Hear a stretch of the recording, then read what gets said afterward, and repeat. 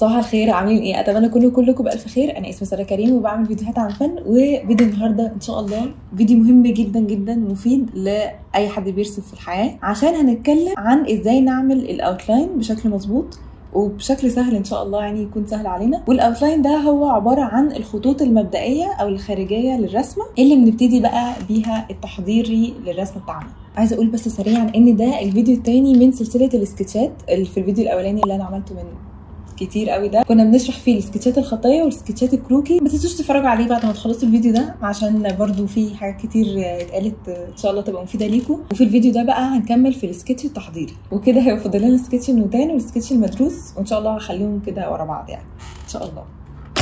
بس كده، ومن غير كلام اكتر من كده يلا بينا بقى نبتدي على الفيديو بتاعنا. يلا بينا بقى نبتدي الفيديو ده. ايه على ده؟ بجد نبتدي على الفيديو ازاي؟ كده اهو. ويلا بينا بقى نبتدي الفيديو بتاعنا. ايه هي الخطوه الاولى؟ الخطوه الاولى هو ان احنا نظبط التكوين في اللوحه. انا طبعت لكم اللوحه اللي احنا هنشتغل عليها، يعني دي هبتدي بيها على اساس ان هي ابسط، وبعد كده انت رسمه اختها جوه. ايوه الباستل. وبعد كده هنبتدي نعقد الامور اكتر بتكوينات اصعب. تمام. اول حاجه بعمل حسابي عليها لما ابتدي اللوحه بتاعتي هو ازاي نحط التكوين بتاعنا في اللوحه او في الورقه بشكل مظبوط. يعني لما اجي ارسمها لازم اخلي بالي ان هي تبقى في المنتصف، وان هي ما تصغرش مننا قوي او تكبر او تروح على اليمين شويه او على الشمال. حاجه زي كده نقدر نظبطها ازاي؟ تعالوا نشوف. اول حاجه احنا بنعملها في اللوحه بتاعتنا هو ان احنا ناخد خط كده من المنتصف وننزل بيه، وبعد كده ناخد خط من الافقي.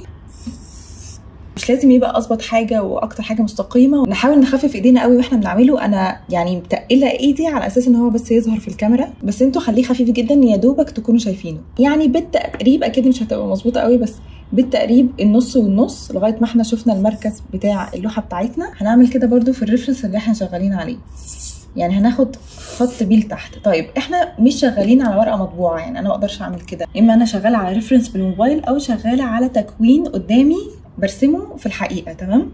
يعني انا معايا على الموبايل كده خلاص، انا هحسبها كده، انسبها مع القلم في ايدي بالنص، او ممكن استهبل بعمل بالايديت خط واخد نص. في ايه ما بيعملش ليه؟ انت ماشيه كويس كده. ولو التكوين قدامي في الحقيقه هعمل زي ما اكون بنسب، وبس احاول ابص على منتصف التكوين وابتدي احط القلم قدامي واغمض عيني وافتح عين كده، وبعد كده اشوف في خط وهمي كده هعمله لنفسي واشوف ان ده هو المنتصف. طيب احنا بنعمل كده ليه؟ احنا بنعمل كده عشان نعرف التكوين مكانه فين في اللوحه. يعني خط المنتصف بيمر على الاماكن دي في اللوحه، عند نص العنب، عند تلت، واخد تلت وتلتين الابريق ده، وبرده بنعمله مع خط الافقي عشان لما نبتدي نشوف المركز نبتدي نفهم العناصر الموجوده فيه. احنا كده خلصنا الخطوه الاولى. الخطوه الثانيه بقى هي اللي دايما بشوف الناس بترتبك فيها شويه، وساعات بيعملوا حاجات ممكن تصعب الموضوع عليهم. اول حاجه بتعملوها هو ان انتوا بتركزوا على عنصر واحد بس من التكوين ككل. يعني احنا عندنا دلوقتي الابريق والعنب والجوافه. ايه ده؟ دي كمثرى. انا هرسم لكم هنا اللي بيحصل.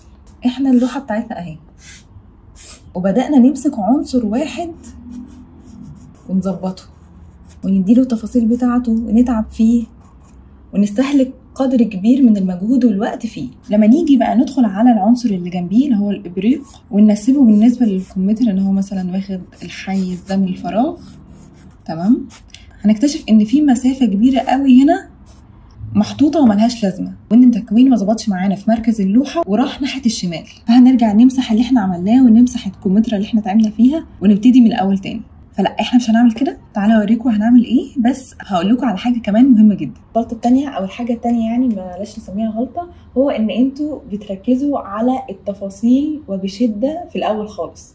احنا دلوقتي في مرحله تحضير، يعني احنا بنحط خطوط مبدئيه لسه، بس بنحاول نكتشف اللوحه وبنركز على ان هل العناصر جنب بعض مظبوطين والنسب بتاعتهم مظبوطه ولا لا. فبلاش نشغل نفسنا، يعني دي مرحله هنعملها بس كمان شويه. فعشان نحل الموضوع ده بنعمل ايه بقى؟ بنعمل الخطوه الثالثه، هي ان احنا دايما بنستخدم خطوط هندسيه مبسطه. يعني خطوط مستقيمه، ممكن نشتغل بشويه كيرفات لو الموضوع احتاج قوي، ممكن ما نشتغلش بكيرفات خالص، بس نحاول نبتعد اصلا عن الاشكال العضويه والمنحنيات عشان عينينا ما بتقراهاش صح، والاسهل مننا ان احنا نترجم التكوين قدامنا كخطوط مستقيمه، وبعد كده بخطوه نبقى نضيف الكيرفات والتفاصيل. اوكي يعني احنا كده ما نركزش على عنصر واحد، وتاني حاجه نستخدم خطوط هندسيه مبسطه. اول حاجه انا هعملها هو ان انا هحط كده شبه توقع عن قد ايه الشكل هياخد حيز في اللوحه بتاعتي. يعني هقول ان ممكن يبقى ده بدايته. بص انا هتقل ايدي على القلم، بس انتوا طبعا خففوا ايديكم. فانا اقول ان ده بدايه وده مثلا النهايه. ممكن اعدل ده شويه، اخلي لا انا هنزل بيه شويه، وبعد كده هبتدي احط خطوط اعتباريه للعنصر بتاعي. يعني اقول مثلا اهو حاجات بسيطه انا ممكن يعني اغيرها كمان ثانيتين. والابريق هياخد الحته دي، وبرده انا باخد بالي قوي ان زي ما انا قلت لكم ان الخط ده نازل اهو، فواخد تلت وتلتين الابريق، بس جاي عند بالظبط حرف الكمثرى. فده برضو اللي انا عاملاه بالظبط. فهطلع من هنا عشان اظبط التلت وتلتين، واقول ان والله الحته دي هتاخد مني العنب بالشكل ده. دول جايين على خط واحد والعنب جاي على الخط اللي بعدها. وهنا بقى ايه عنب اللي فوق. الخط ده محتاج ينزل شويه. انا بعرف ازاي الخط ده محتاج ينزل شويه، هو بس عباره عن ان انا بنسب. يعني بقول مثلا المسافه دي اللي هي من بدايه الخط ده، من اول بدايه الكمثرى دي تقريبا من هنا لغايه هنا، صح؟ فلو انا عملت المسافه دي وقدها هنا هيبقى فاضل لي حته بسيطه من فوق اللي هو اخر العنب المحطوط فوق. انا عجبني التكوين ده كان بها، ما عجبنيش. انا حسيت ان هو طلع مني، يعني انا دلوقتي شايفه ان هو التكوين نفسه في اللوحه بقى لفوق اكتر. لا خلاص، يبقى انا عندي مشكله مع ان الخط ده انا ما اتعاملتش معاه صح. ليه؟ لان في المنتصف، الخط المنتصف الافقي اللي انا عاملاه الكمثرى واضح ان هو تحتيه بحاجه بسيطه، انا خليت الكمثرى فوقيه، فهو ده اللي عمل لي ايه المشكله. فهظبط التكوين وهنزله لتحت. هنا بقى الحلو في الموضوع ان انا عامله الخطوط دي مبدئيا ما خدتش مني ثواني، فلو انا عدلتها ومسحتها مش هزعل عليها. ده غير ان هي خفيفه جدا، سهله جدا في المسح اهو عادي ولا كاني عملت حاجه. بس انا كساره مش هقعد امسح ده كله، انا بس هظبط الموضوع شويه مش اكتر. لو انتوا هتتلخبطوا في الخطوط المسبقه اللي انا حطاها امسحوها، ولو انتوا هتعدلوا عليها بس مش هتتلخبطوا مش مشكله. برضو حاولوا ايه ما تمسحوش كل حاجه، امسحوا بس الحاجات اللي محتاجه تتعدل. قبل ما نكمل خطوط الاوتلاين تعالوا اقول لكم ايه الخطوه الرابعه. اوكي، حاجه مهمه جدا جدا مع الخطوه دي واصلا موجوده معانا من البدايه، هو ان احنا دايما بنشوف علاقه الخطوط ببعضها وزوايا ميل الخطوط. تعالوا نفهم اكتر ايه اللي انا بقوله ده. ميله الخطوط دي بنشوفها ازاي؟ بنشوفها عن طريق ان احنا نعمل خطوط وهميه. يعني مثلا الخط ده انا شايفه ان هو مايل، انا ممكن اعمل خط وهمي كده افقي او خط وهمي رأسي عشان يحدد لي اكتر هو مايل بأنهي درجه. يعني لو انا بدأت اعمل خط رأسي هنا هبتدي مخي يستوعب احسن ان هو مايل بالميله دي مش اكتر من كده. اقدر اعمل كده عادي من اللايف، من صور او اي حاجه انا برسمها. ودايما زي ما انا قلت بشوف علاقه الخطوط ببعض.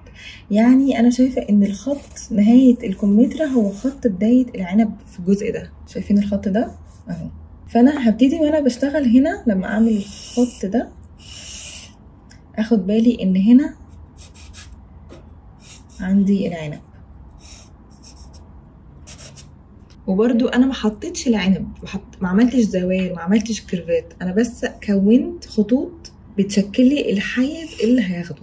مثلا الخط ده اهو، خط الايد بتاعه الابريق جاي يعتبر في المنتصف بتاع الكمثرى رايح يمين شويه.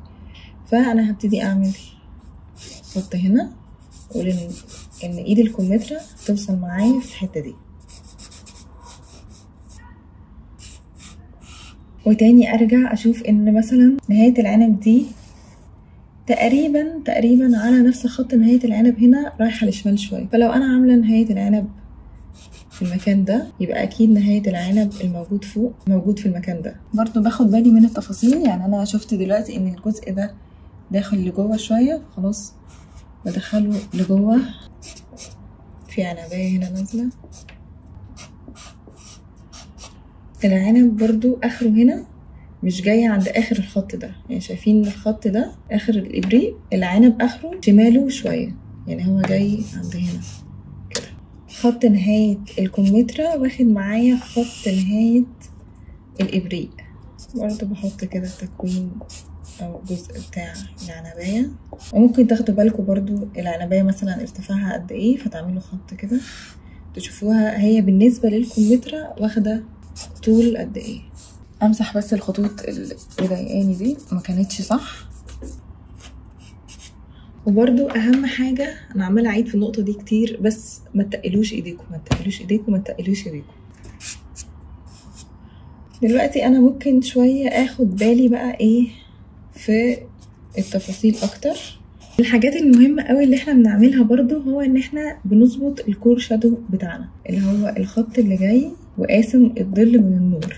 يعني بنظبطه كده بيسهل علينا حاجات كتير قوي ويخلينا نفهم نسب التكوين اكتر.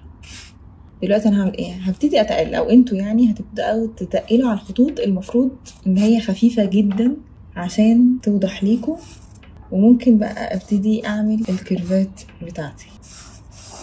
برضو اهم حاجه ان انتوا ما تعتبروش ان انتوا خلاص عرفتوا ايه التكوين اللي انتوا بترسموه او انتوا فاكرين. دايما عينيكوا تبقى في الريفرنس بتاعكم. يعني انا لو عماله اشتغل كده شويه واخدت بالي ان انا بقالي مثلا كام ثانيه شغاله من غير ما ابص، يبقى انا كده بعمل حاجه غلط. لا، لازم ابقى طول الوقت عماله اراقب واصلح واعدل في اللي انا رسماه.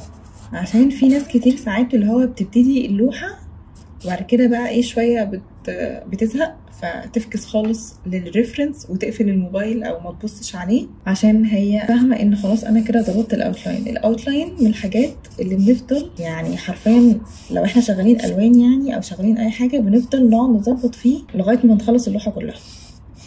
كده انا سريعا عملت التكوين بتاعي وظبطته في اللوحه. تعالوا نروح على تكوين اصعب منه شويه ونراجع خطوه خطوه اللي احنا عملناه. تمام، بصوا ده تكوين اصعب لان التكوين مكون من عناصر اكتر، ده غير ان التكوين هنا واخد مستوى النظر، بس هنا تحت مستوى النظر، فاحنا بدا يبقى عندنا منظور اصعب ونشوف العنصر من فوق. يعني هنا مش شايفين الفتحه خالص، الخطوط معظمها مستقيمه، لا هنا عندنا نظره مختلفه.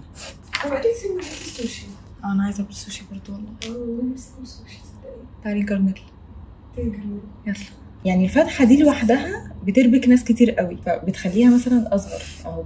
من النظره اللي احنا شايفينها للتكوين ده مش صح، احنا مستوى النظر بتاعنا اعلى من كده. فبرضه ان شاء الله ايه نحاول نظبطها.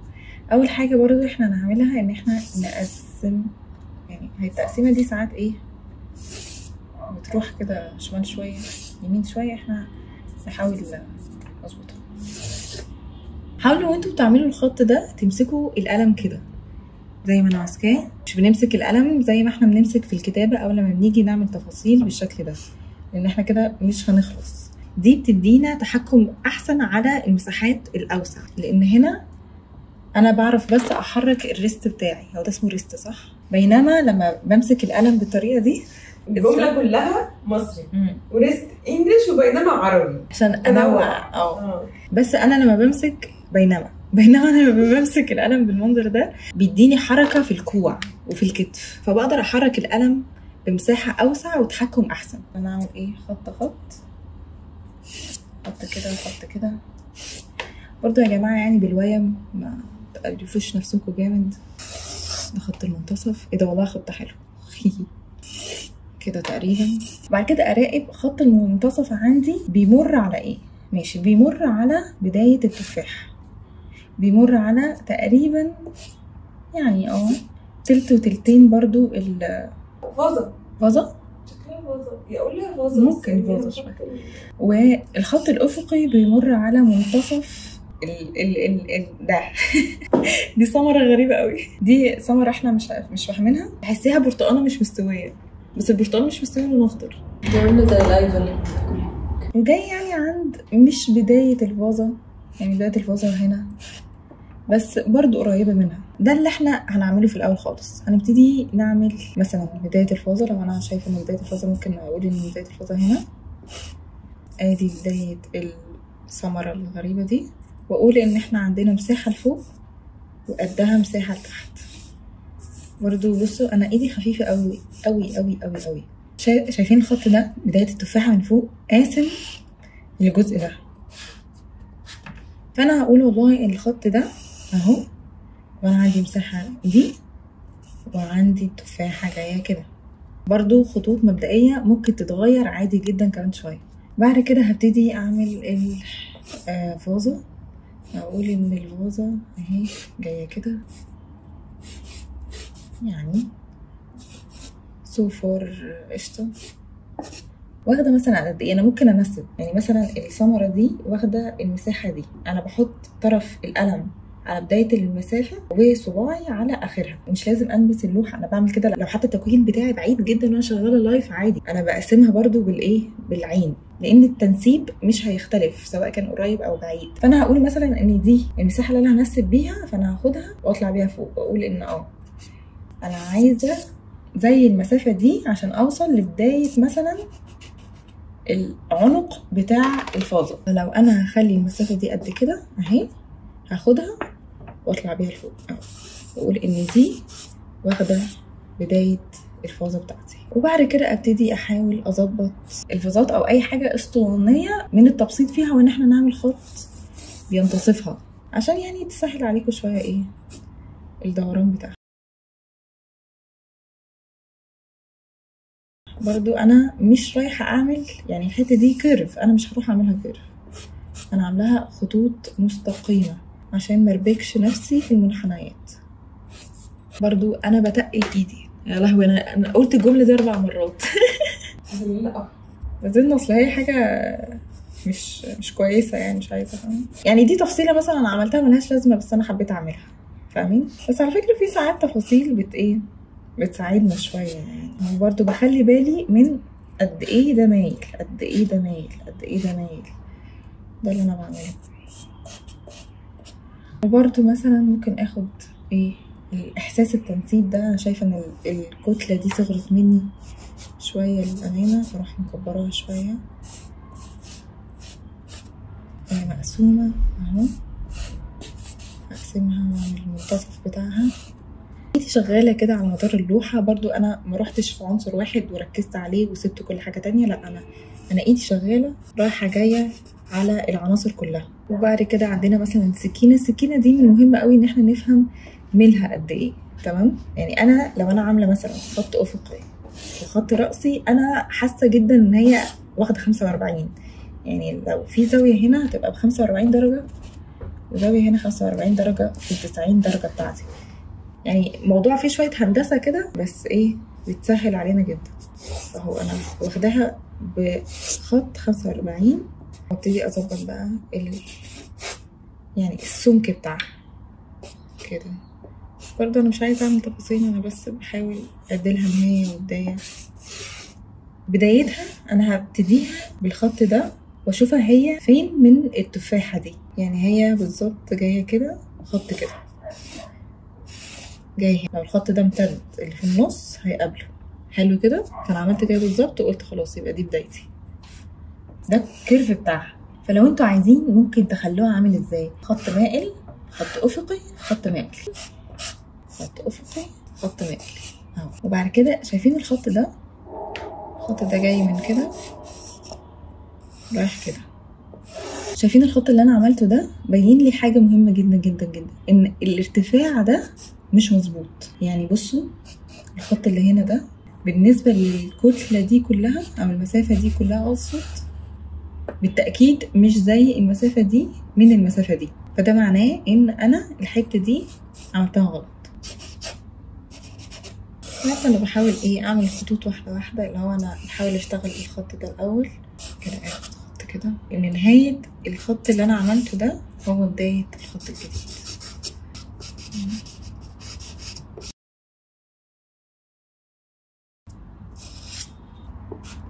مثلا الايد ممكن احط الظل زي ما قلت لكم بس مكانه كده. هنا برضو في الكور شادو ابتدي احطه كخط وبس كده. تعالوا بقى نروح على المرحله اللي بعديها، جانب اخر من الفيديو. ماشي، دلوقتي بقى هنعمل ايه؟ هنستخدم الماركر. رعب ناس كتير جدا الماركر ده، بس من اكتر الحاجات اللي بتخلينا نتعلم بسرعه ونتجرأ ونعرف نركز كده ونحسبها صح في توقيت قليل. التدريب ده مهم جدا ولازم تعملوه، وانا هستناكم تعملوه وتبعتولي على الانستجرام ان شاء الله، عشان بشوف وبشير شغلكم، وحياه حلوه هناك جدا. في اللوحات اللي فاتت اشتغلناها رصاص، وادينا لنفسنا وقت كده ان احنا نتدرب ونحس بالامان مع الرصاص اللي بيتمسح. دلوقتي خلاص ما فيش امان، دلوقتي هنشتغل بقى ايه بالحاجات اللي ما بتتمسحش. ممكن ماركر، ممكن حبر، اي حاجه، ممكن كمان يعني رصاص او فحم، بس يعني نخبي الاستيكه مننا، بس خلينا بالماركر احسن. هاتوا طبعا ورق يعني مش فارق معاكم. انا زي ما انا قلت في الفيديو بتاع السكتشات ده، انا بستخدم الورق بتاع، انا ما اعرفش هو اسمه ايه، بس هو الورق ده بيتباع بالكيلو وبنحمر عليه بطاطس، ومش عارفه اسمه بصراحه. استخدموا ورق كرافت خفيف، اي حاجه رخيصه، اي حاجه رخيصه. اعملوا بقى التدريب ده، يعني هاتوا صور كتير، وهيبقى احسن كمان ان انتوا تعملوا التكوين دي، التكوينات دي لايف قدامكم وترسموها. ترسموا لوحات بالهبل بقى، يعني 40 50 100 لوحه في اليوم سريعه. ممكن تدوا لنفسكم توقيت، تعملوا نفسكم 4 دقائق 5 دقائق، شويه شويه تقللوا. ودي حاجه تتعمل عادي، لان احنا شغالين باوتلاين، احنا شغالين خطوط مبسطه مبدئيه، مش بنعمل انا مش عايزه منكم تفاصيل خالص خالص خالص. محدش بقى يدقق في حاجات صغيره ونعمل ظل، لا، احنا لسه في المرحله التحضيريه، احنا بندرب نفسنا على الخطوط. فما تنسوش بقى تعملوا الكلام ده وتبعتوا لي، ده الواجب بتاعكم. وتعالوا بقى نجرب نعمل اللوحه بتاعتنا بالماركر. يلا بينا. دلوقتي بقى احنا دخلنا على المستوى الاصعب، عشان زي ما انتم شايفين العناصر في التكوين كتير، وفي بقى ايه مستويات، يعني في هنا مستوى وهنا مستوى وهنا. بصراحه اللعب على المنظور جامد. ان شاء الله هعمل فيديو مفصل عن المنظور، هيساعدكم جامد جدا في قرايه اي حاجه احنا شايفينها بالشكل الصح. شويه بشويه ان شاء الله، يعني مش هنبقى بنعمل الخطين دول، هنبقى الحدس بتاعنا اقوى. ايه يا عم مالك، مش مشكله. انا بعمله بس بالقلم بتاعي الفحم لسه، وبعد كده هدخل طبعا على الماركر، بس ممكن يعني اعمل خط خفيف كده الماركر. انا لما التكوين بتاعي دلوقتي بقى كبير عليا، بحاول ان انا اشتغل بسلاسه وسريعا كده، واخلي ايدي رايحه جايه على التكوين كله. يعني هقول مثلا ان ده بدايه التكوين، الابريق بتاعنا جاي لغايه هنا، مش واصل للنص، فهو تقريبا لغايه هنا. موجود هنا التفاحه، بس انا مش عايزه اعملها تدقيق، بس بحاول اخد بالي من العناصر بسرعه كده، بسرعه بسرعه بسرعه. هل مثلا الخط اللي انا عاملاه ده صح؟ لا طبعا مش صح، بس هيساعدني ان انا اكون اللوحه سريعا. بصوا هنا مثلا في ظل، صح؟ الظل ده مهم قوي ان انا اعمله، عشان هو اللي هيبين لي. شايفين الظل هنا اهو، ونهايه الحجر اهو، فمن غيره انا مش هعرف نهايه الحجر فين. الظل بيبقى من الحاجات المهمه جدا ان احنا نحطها. مثلا في قماشه هنا، واحده كده واحده كده، في هنا بقى سكينه، السكينه دي واحده ميله كده، اللي هي ورق قصدي البتاع اسمه ايه ده، كوبايه الورق. انا طول الفيديو وانا عماله اقول البتاع اللي اسمه ايه ده، مش عارفه اسمي اي حاجه. اوكي ده بتاع شاي، ده بتاع شاي برضه، ما انا شايفه مروك. وفي هنا بقى الايد، الزلومه دي اسمها ايه؟ بوز البوز بتاع ايدي كده، بوزي كده، اصب الشاي وارجع كده. ماشي كده. انا عملت خطوط.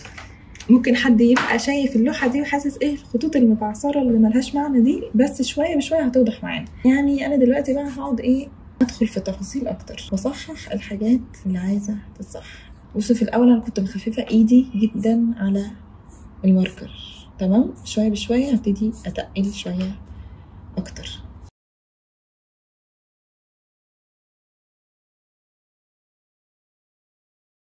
طبعا الظل اللي انا عملته ده مش في المرحله دي اطلاقا، بس انا سرحت شويه عادي، يا دوبك بنعمل هاتشنج بس بسيط كده.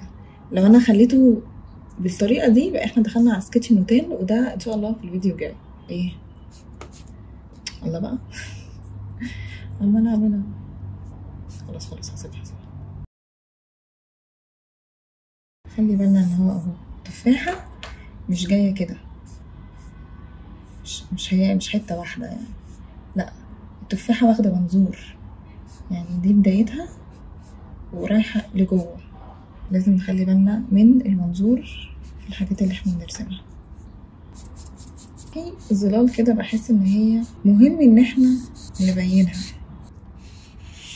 كده. انا عملت لوحه في السريع اخدت مني 10 دقايق، بس انا احب ان احنا نعمل لوح في توقيت اقل من كده بكتير، ونعمل لوح كتير جدا جدا جدا. اوكي كده احنا خلصنا خلاص الفيديو ده. اتمنى يكون ان انتوا استفدتوا منه اي حاجه يعني. ودلوقتي انا عايزه اتكلم مع الناس اللي بتخاف شويه تغير من اسلوب رسمها. في ناس كتير بتتبع طريقه الشبكه او الجريد وبتحس ان هي مش عارفه ترسم غير بكده. انتوا تعرفوا تعملوا كده عادي جدا، ما تقلقوش. هو بس النقله ان انتوا لما تبقوا متعودين على طريقه رسم معينه وبعد كده تبداوا تروحوا حاجه تانية اكيد هتشكل صعوبه بالنسبه لكم، بس هتريحكم بعدين. انتوا جربوا وما تستسلموش من اول مره. لو من اول مره مرتين من اول 50 سكتش حسيتوا ان لسه الدنيا صعبه عليكم ومش ناجحه، مش مشكله خالص. بعد 100 سكتش تعالوا بقى اتكلموا معايا وقولوا لي بقى ان لا انا مش عارفه اعمل كده. التدريب هو اللي هيحسنكم. وبرده بالنسبه للناس اللي بتسحل نفسها في تفاصيل، يعني زي ما انا قلت كده امسك العنصر عنصر وابتدي بقى احنتف فيه، برده هيبقى صعب عليهم شويه في الاول، بس بالتعود الموضوع هيبقى ان شاء الله يعني سهل جدا. وكده وصلنا لنهايه الفيديو. اتمنى تكونوا استفدتوا واستمتعتوا بيه، واشوفكم على خير ان شاء الله في الفيديو الجاي. سلام. ناكل بقى. ايه ده ايه ده ايه ده ايه ده ايه؟ ما تنسوش ايه بقى؟ ايه؟ اللايك والشير والسبسكرايب ويعني كومنت حلو زيكم. وما تنسوش تتفرجوا على الفيديو اللي قبل كده بتاع السكتش الخطي والكروكي عشان انا بحب الفيديو ده قوي بصراحه.